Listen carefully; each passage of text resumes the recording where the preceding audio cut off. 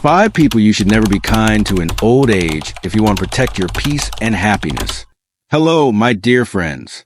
Welcome back to our cozy corner of wisdom and wellness, where we share heartfelt advice to help you live your best life in your golden years. I'm Dr. Emily, your trusted guide, here to talk about something that's so important for your peace and happiness as you age. Today's topic might surprise you, but trust me, it's a conversation we need to have. It's called 5 people you should never be kind to in old age if you want to protect your peace and happiness. Now, I know what you're thinking. Kindness is a cornerstone of a good life, right? We've all been taught to be kind, to give others the benefit of the doubt, and to spread love wherever we go. And I'm not here to tell you to stop being kind. But as a psychologist who's worked with seniors for over 20 years, I've seen too many wonderful people give their energy to the wrong folks, only to end up drained, hurt, or even heartbroken. In your golden years, your peace is precious. Your happiness is non-negotiable. And sometimes that means setting boundaries with certain types of people. So grab a cup of tea, get comfy, and let's dive into this heartfelt chat. I'm going to share 5 types of people you need to be cautious about, along with real-life examples and practical tips to protect your well-being. By the end of this video, you'll feel empowered to guard your heart and live with the joy you deserve. Let's get started. As we age, we realize that time is our most valuable resource. Every moment we spend stressed, upset, or drained is a moment we could have spent laughing with loved ones, pursuing a hobby, or simply soaking in the beauty of life. That's why it's so important to be selective about who you allow into your inner circle. Here are the 5 types of people you should never be overly kind to if you want to protect your peace and happiness in old age. 1. The chronic complainer. Let's start with someone we've all met, the chronic complainer. This is the person who always has something negative to say, no matter the situation. The weather's too cold, the coffee's too weak, their neighbor's too loud. You name it, they'll find a reason to grumble. Now, we all have bad days and venting is normal, but the chronic complainer? They make negativity their entire personality. I once worked with a patient named Susan, a vibrant 68-year-old who loved gardening and volunteering at her local church. Susan had a friend, Linda, who called her every day to complain about everything, her health, her kids, even the price of eggs at the grocery store. At first, Susan listened patiently, offering kind words and advice. But over time, she noticed she was dreading Linda's calls. They left her feeling heavy and exhausted, like she was carrying Linda's burdens on her own shoulders. Susan's joy was fading, and she didn't even realize why until we talked it through. Here's the thing. Chronic complainers don't want solutions. They thrive on drama and negativity, and they'll pull you into their storm if you let them. In your golden years, you don't have the energy to be someone's emotional dumping ground. What to do instead? Be kind, but set firm boundaries. If they start complaining, gently redirect the conversation.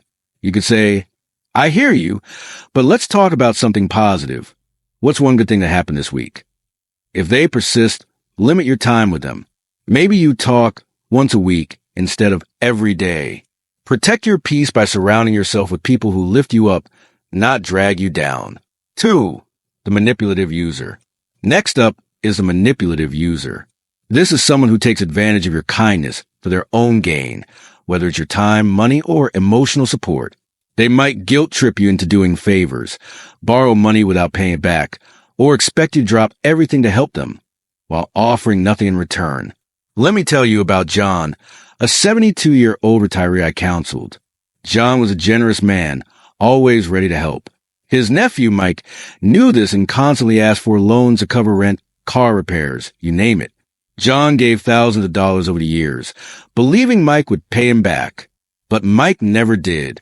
Worse, he made John feel guilty, saying things like, "You're my only family. I'd be on the street without you." John's savings dwindled, and he was stressed about his own financial security. It wasn't until he set boundaries that he regained his peace. Manipulative users prey on your good heart. They know you want to help, and they'll exploit that without a second thought. In old age, you've earned the right to prioritize your own needs. What to do instead? Practice saying no without guilt. It's okay to say, I can't help with that right now. If they push back, stay firm. You can also offer non-material support like advice or a listening ear instead of money or time. Remember, your kindness doesn't mean you owe anyone anything. 3. The toxic gossip. The third type is a toxic gossip. This person loves stirring the pot, spreading rumors, or talking behind people's backs. They might seem fun at first. Who doesn't like a little juicy news? But gossip has a dark side. It breeds negativity, erodes trust, and can pull you into conflicts you didn't ask for. I had a patient named Margaret, a 65-year-old widow who joined a local book club to make friends. One member, Carol, was the queen of gossip.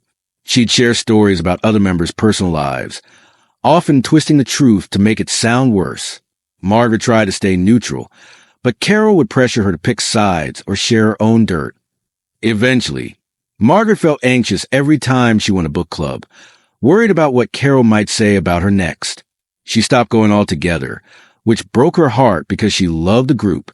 Gossip might seem harmless, but it's a thief of peace.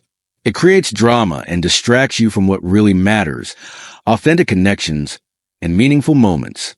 What to do instead? Steer clear of gossip by changing the subject or calling out kindly. You could say, "I'd rather not talk about that. Let's share some book recommendations instead." If the gossip continues, distance yourself from that person. Seek out friends who focus on ideas, dreams, and positivity, not rumors. 4. The energy vampire. Number 4 is the energy vampire. This person doesn't just complain or gossip. They drain your emotional battery with their constant neediness or intensity. They might monopolize conversations, demand your attention, or make every interaction feel like a crisis. After spending time with them, you feel exhausted, like you've run a marathon. I work with a woman named Barbara, a 70-year-old who was full of life and loved her weekly dance classes. But her sister, Diane, was an energy vampire. Diane would call Barbara for hours, talking only about her problems, her job, her health, her fights with her kids. Barbara felt obligated to listen because Diane was family, but she'd hang up feeling depleted, with no energy left for her own hobbies. Over time, Barbara's spark faded, and she even started skipping her dance classes. Energy vampires don't mean to harm you, but their neediness can sap your joy. In old age, you need to conserve your energy for the things that light you up. What to do instead? Set time limits for interactions. For example, tell them, "I've got 15 minutes to chat before my next activity." You can also redirect them to other resources, like a counselor or support group, if they need help. Protect your energy by prioritizing activities and people who recharge you. 5. The disrespectful critic. Finally, we have the disrespectful critic. This is someone who belittles your choices, mocks your dreams, or undermines your worth. They might make snide comments about your appearance, your lifestyle, or even your values. Their criticism isn't constructive. It's meant to tear you down. I'll never forget my patient Robert, a 67-year-old who decided to take up painting after retirement.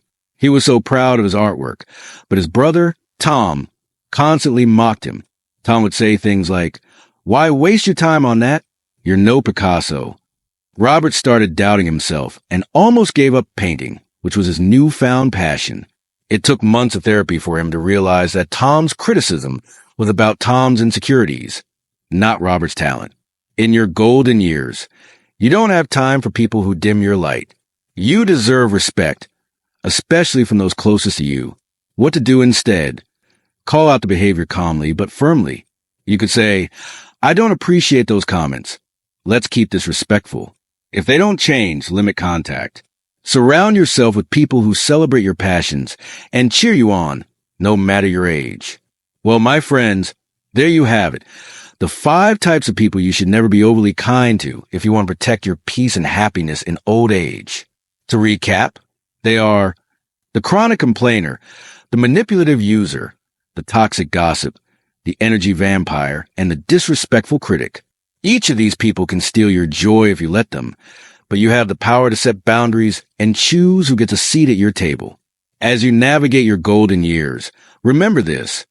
Your heart is a treasure, and your peace is worth protecting.